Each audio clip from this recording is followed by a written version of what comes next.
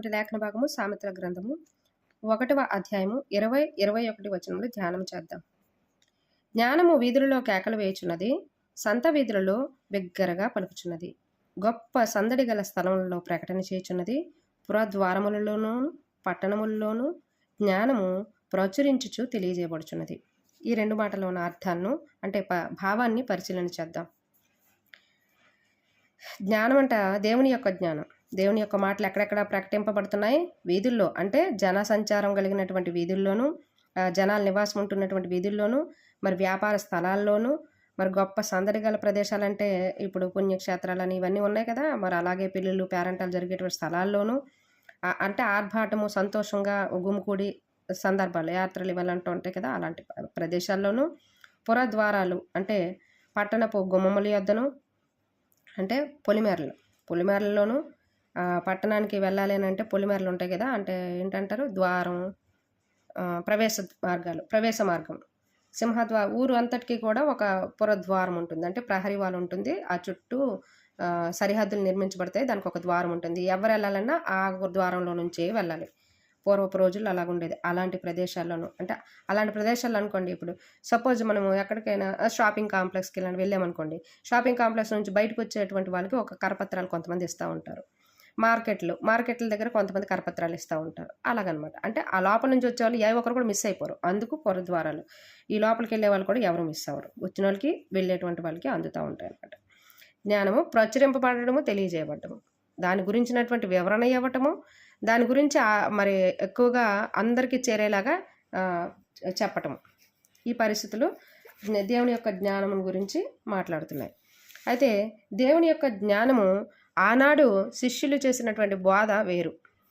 ఆనాడు మరి సువార్తల్లో మనం చదువుకున్నటువంటి మాటలను బట్టి దేవుని యొక్క మాటలు, అది వాక్యం విన్నటువంటి వారందరూ కూడా దేవుణ్ణి అంగీకరించారు. ఒక రోజులోనే 500 మంది, 1500 మంది, 3000 మంది దేవుణ్ణి నమ్మటం. ఆ రోజు ప్రకటింపబడింది అదే వాక్యం, అదే బైబిల్లో ఉన్నటువంటి మాట. ఈరోజు అదే మాట. తేడా ఎక్కడుంది? ఈరోజు ప్రకటింపబడుతున్నాయి, ప్రదేశాల్లో అనేకమైనటువంటి చోట్లలో, అనేక విలేజ్ల్లోనూ సువార్తలు జరుగుతూ ఉన్నాయి. అందులోనే ఇంకొక మంచి ఇదేంటంటే క్లైమేట్ని చూసి మరిన్ని సువార్తలు జరుగుతున్నాయి. మంచి క్లైమేట్లోని, ఇలాంటి క్లైమేట్లో వెళ్ళరు అక్కడికి ఎవరు. మంచి చలికాలంలో వెళ్తూ ఉంటారు చూడడానికి, సువార్త చాటడానికి. అప్పుడే జనాలు చాలా హ్యాపీగా ఇంట్లో ఉంటారనమాట. ఏంటి అదనమాట. అయితే మనం సువార్త ప్రకటిస్తున్నామనంటే నువ్వు నేను ఒక సువార్త పత్రికగా మారాలన్నటువంటి విషయం గుర్తుపెట్టుకోవాలి. దేవుని మాటని మనం ప్రకటించాలి అని అంటే ముందు ఆ మాట మన జీవితంలో ఎంతవరకు సంతరించుకుంది అన్నటువంటి విషయాన్ని గుర్తుపెట్టుకోవాలి. లేదంటే ఏమవుద్ది? ఈ మధ్య ఒక కామెంట్ విన్నాను, దానికి ఒక బోల్డ్ లైకులు చూశాను. ఏంటి? క్రీస్తుకి మేము విరోధులం కాదు, యేసుప్రభు మంచి వాళ్ళే, యేసుప్రభు పవిత్రుడే, కానీ ఆయన్ని ప్రకటిస్తున్న మీరు బాగలేరు, మీ చూపులు బాగలేవు, మీ మార్గాలు బాగలేవు, మీ బ్రతుకు బాగలేదని చెప్తున్నారు. అందరూ అలా ఉంటారా? అలా ఉండరు. కానీ కొంతమంది విషయం బట్టి అందరినీ అలాగే ద్వేషిస్తున్నారు. మనమే కదా మన దేవుణ్ణి మనం అలా చేయడానికి కారకులయ్యాం. మన ప్రవర్తన మారాలి. ఒక తల్లి ఒక పిల్లోడిని పట్టుకొని ఒక గురువు దగ్గరికి వెళ్ళేటప్పుడు గురువు కంట చెప్పిందంట, గురువుగారు మా బాబు బెల్లం తింటున్నాడు, మాన్పించవా అని. నా మాట వినట్లేదు, ఎంత కొట్టినా, తాళ్ళేసి కట్టేసి ఎండలో పడేసిన, చేవంలో నిల్చోబెట్టి చేవంలో కట్టేసిన, స్తంభానికి వేసి కట్టేసిన, వినట్లేదు, తింటూనే ఉన్నాడు, మీరే మాన్పించండి అంటే ఆయన నెల వ్యవధి తీసుకున్నాడంట. రోజు రేపురా ఒక్క మాట చెప్పడానికి ఇన్ని రోజులు ఎందుకు అని ఆవిడ బాధ ఆవిడది. ఆ వెనక ఏంటనేది తెలియదు కదా. ఏంటంట ఆ వెనుక జరుగుతుంది? ఆమె చెప్తుంది. ఆయన అన్నాడంట లాస్ట్కి ఒకరోజు వెళ్ళేటప్పుడు ఆయన మానాడట అలవాటు. అంటే ఆయనకు అలవాటు ఉంది, అది మానేశాడు. అప్పుడు చెప్పాడు ఈయనకి. ఈరోజు మన సువార్త ప్రకటన ఎలా ఉంది? మనము దేవుని యొక్క మాటని తీసుకుంటున్నామా లోపలికి? తీసుకుంటే మన బ్రతుకులు మారిపోవాలి, మన ప్రవర్తన మారిపోవాలి, మన క్రియలు మారిపోవాలి, మనం ఇంకొకరికే సువార్త పత్రికలుగా అయిపోవాలి, మన బ్రతుకుని చూసి ఇతరులు రావాలి. అది లేదే. ఎవరైనా వచ్చి చెప్తున్నారా? అయ్యో మీరు ఇలా ప్రవర్తిస్తున్నారంటే మీ యేసుప్రభు ఎలా ఉంటాడా, ఎంత మంచోడా? లేదు. మనం ఏంటి ప్రకటిస్తున్నామో, ఏంటి బోధిస్తున్నామో అది మనం ముందు పాటిస్తున్నామో లేదని చూసుకోవాలి.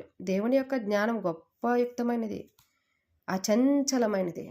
దాన్ని హత్తుకోవాలి. దాన్ని అసలు కోట్లు పెట్టిన రాదు, అది అందరికీ రాదు. దేవుని యొక్క మనసు అర్థం అవ్వాలి, దేవుని యొక్క ఉద్దేశం అర్థం అవ్వాలి. నీ సువార్త ఎలా మారాలంటే ఒక కోటీశ్వరాలు ఉందంట, ఒక పేదవాళ్ళు ఉన్నారంట, ఎదురెదురుగానే ఉన్నారంట. ఈ కోటీశ్వరాలు వెళ్ళి ఆ పేదింటి ఆమెకి ఉప్పు అడిగిందంట. ఎందుకంటే అంతకుమించి ఇంకేమి అడిగినా సరే ఆమె ఇవ్వలేదు కాబట్టి ఉప్పు అడిగేదంట. ప్రతిరోజు వెళ్తుంది, ఉప్పు అడుగుతుందంట. దేనికి ఉప్పు అడుగుతుంది ఇవిడ అనేసి వాళ్ళ బాబు కనిపెట్టి, అమ్మగారు మన ఇంట్లో ఇన్ని రకాల ఉప్పులు ఉన్నాయి కదా మమ్మీ, ఏంటి వాళ్ళు పేదవాళ్ళు అసలు ఆ ఉప్పు కొనుక్కోవడానికి వాళ్ళ దగ్గర డబ్బులు ఉండవు, కోట్లు ఆస్తుంది, పైకి 4-5 రకాల ఉప్పులు ఉన్నాయి మన ఇంట్లో, ఏ ఉప్పు కావాలంటే ఉప్పు నువ్వు వాడుకోవచ్చు కదా అని అంటే ఆ తల్లి ఒక మాట చెప్పిందంట. ఏంటి నాన్న, వాళ్ళకి ఏదైనా అవసరం పడితే మన దగ్గరకు వచ్చి అడగాలంటే ముందు మనము వాళ్ళతో చనువుగా ఉండాలి. మనకున్నది ఏదైతే మనకు కావాలో, మనకు అది అవసరం లేదు కానీ వాళ్ళతో పెంచుకోవాల్సిన కనెక్షన్ ఉంది చూడు, ఆ కనెక్షన్ పెరగాలి ముందు. నేను వెళ్ళి అడిగితే అంత కోటీశ్వరాలు వచ్చి ఉప్పు అడిగిందనంటే నా అవసరత కోసం కూడా నేను అడగొచ్చు అన్న ఆ కనెక్షన్ అనేది వాళ్ళలో పెరుగుతుంది. అందుకు వచ్చి ఆమె కూడా తనకు అవసరమైంది ఏదైనా అడుగుతుందని చూస్తున్నాను, కోరుండి ఇస్తే ఇంకోలాగా అనుకుంటారు, వారి ఆత్మాభిమానం దెబ్బతింటుంది అని చెప్పిందంట. అర్థమైందా? మనము ఒకరికి సహాయపడాలి. ఇక్కడ అడిగారని చెప్పేసి వెళ్ళి అడిగి తీసుకొచ్చుకోమని చెప్పట్లా నేను. మనము ఇంకొకరికి వారి యొక్క శ్రమల్లోనూ, వారి యొక్క కష్టాల్లోనూ, వారి యొక్క పరిస్థితుల్లోనూ పాలిభాగస్తులంగా నిలబడాలి. అప్పుడే మన మధ్యలో ఉండేటువంటి ఏర్పడినటువంటి ఆ కనెక్షనే మనల్ని మన యొక్క క్రీస్తుని చూపించే ప్రవర్తనని వారికి చూపించేదిగా మారుతుంది. మనం అంటి ముట్టనట్లు మనం ఒక పెద్ద సెలబ్రిటీలుగా ఉంటే ఎవరు చూస్తారు, ఎవరు వస్తారు? ఎవరికండి సెలబ్రిటీలు? ఈ మధ్య మాట విన్నాను నేను ఒకరి దగ్గర, సెలబ్రిటీ పెళ్ళి అంటది. ఎవరికి చేశారండి పెళ్ళి? యేసుప్రభుకి వెళ్ళి ఇవ్వలేదా పట్ట సెలబ్రిటీ అనేసి? ఎవరి కోసం సెలబ్రిటీలు? మనుషుల కోసమా? జానడు పొట్టను నింపుకోవడానికి బైబిల్ పట్టుకున్నామనంటే, ఎందుకంటే ఆనాడు రోజుల్లోనూ బైబిల్ పట్టుకున్నారని అంటే బడిపంతులు ఏంటంటారు, బ్రతకడానికి బడిపంతులు అంట. అప్పుడు నా చిన్నప్పటి రోజుల్లో వినేదాన్ని. బ్రతకడానికి ఈరోజు బైబిల్ పట్టుకుంటున్నారు. ఈ మాట కూడా ఒకరు అనేశారు. పరువు తక్కువ. మన బ్రతుకు ఎక్కడ ఎలాగుందో, మనం ఏంటి మాట్లాడుతున్నామో అది మనం పాటిస్తున్నామా లేదా? దేవుని యొక్క జ్ఞానం ఎప్పుడు కూడా మన యొక్క అంతరంగాన్ని శుద్ధి చేసేదిగా తీసుకోవాలి. ప్రతి మాట కూడా మన జీవితాన్ని మార్చగలిగేదిగా ఉండాలి. ఆ రోజు తోడుతూ ఆ నూతి మీద గిలక అరిగిపోయిన ప్రదేశాలు ఉన్నాయి. తోడుతూ ఉంటే అది అరిగింది. చాకలి రేవడిలోని బండ అరిగింది కొడతా ఉంటే. పత్రం, మన ఇంట్లో రోజు రుబ్బుకునేటువంటి పప్పు రుబ్బేటువంటి పత్రం అరిగిపోతుంది. ప్రకృతి నీళ్ళ తాకిడికి సముద్ర గర్భంలో ఉండేటువంటి శిలలు బయటకు వచ్చేటప్పుడు నానా ఆకృతులను తీసుకొచ్చి ఈరోజు తీసుకొచ్చి మ్యూజియంలో పెడుతున్నారు, అరిగిపోతాను. ఏ శిల్పి చెక్కాడు అక్కడ? నీళ్ళ తాకిడికి రాయి అరుగుతుంది. దేవుని యొక్క మాటలకు మనం అరగట్లేదు, కరగట్లేదు, తరగట్లేదు, జీవితం మారట్లేదు. ఎక్కడున్నాం? మన బ్రతికేంటి? మన పరిస్థితులేంటి? దేవుని యొక్క మాట మన అంతరంగాన్ని శుద్ధి చేసేదిగా ఉండాలి ఎప్పుడు కూడా. బయటకు ఒకటి నటిస్తున్నాం, వెనుక ఇంకోటి చేస్తున్నాం. ఈ మధ్య మా హస్బెండ్ గారు నాకు ఒక మాట అంటున్నారు, ఎప్పుడు చూసినా సరే ప్రశాంతంగా ఉంటావు, ఎలా ఉండగలుగుతున్నావు?